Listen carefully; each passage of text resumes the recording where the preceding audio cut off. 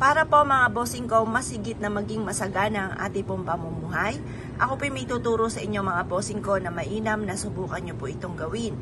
Pero syempre mga bossing, usaping masagana, usaping pera, kailangan double time lagi tayo sa pagkayod, sipag at tiyaga. Huwag kang susuko sa hamon ng buhay. Habang may buhay, may pag-asa. Lahat po tayo'y dumadaan sa mga pagsubok pero iba't ibang istorya lang po tayo ng buhay.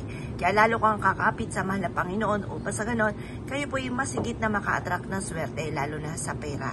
Ganito lang po nyo pong gagawin. Ito po mga bossing ko ang ating barya. Ito po ay bilog, ang bilog para mabilis gumulong ang magandang kapalaran.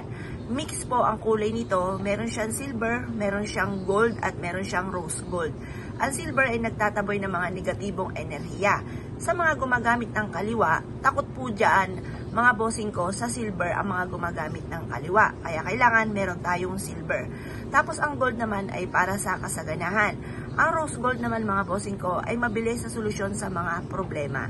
Ano't ano man mga bossing ko, mainam na gumagawa tayo ng mga pampaswerte upang sa ganun na may pang-attract tayo na swerte at pantaboy ng mga kamalasan.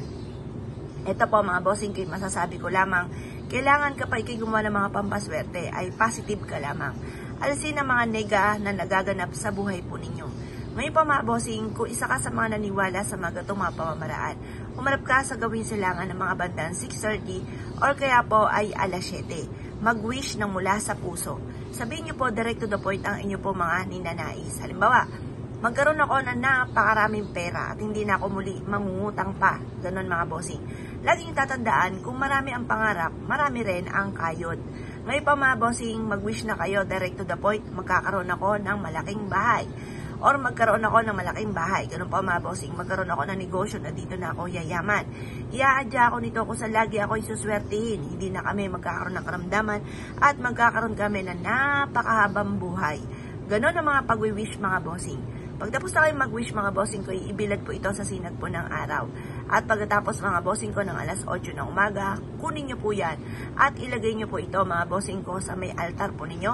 O sa hapagkainan mga bossing, hindi, sa center table po ninyo. Kasi barya po ito, bawal po yan sa hapagkainan. Or kaya po mga bossing ko sa may ilalim ng inyong higaan, pwede rin or sa likod ng pintuan ng inyong po main door. Magdudulot po ito mga bossing ko ng siksik-liglig at umaapot, maraming blessing ang darating po sa inyo. Kung kayo po'y naniniwala at nais po itong gawin, huwag na po kayo magpatumpik-tumpik pa. Makakatulong po ito upang sa ganon ay yumamat maging matagumpay at makamit kaagad ang mga pinapangarap. Ito lang po dinagdag ko sa buhay namin mga bossing at hindi ako makapaniwala sa mga blessing na dumarating. Kaya kung kayo pinaniwala at nais po itong gawin, asya, lumarga po kayo at ito po yung makakatulong upang sa ganon masigit kayo na maka-attract ng swerte lalo na sa pera.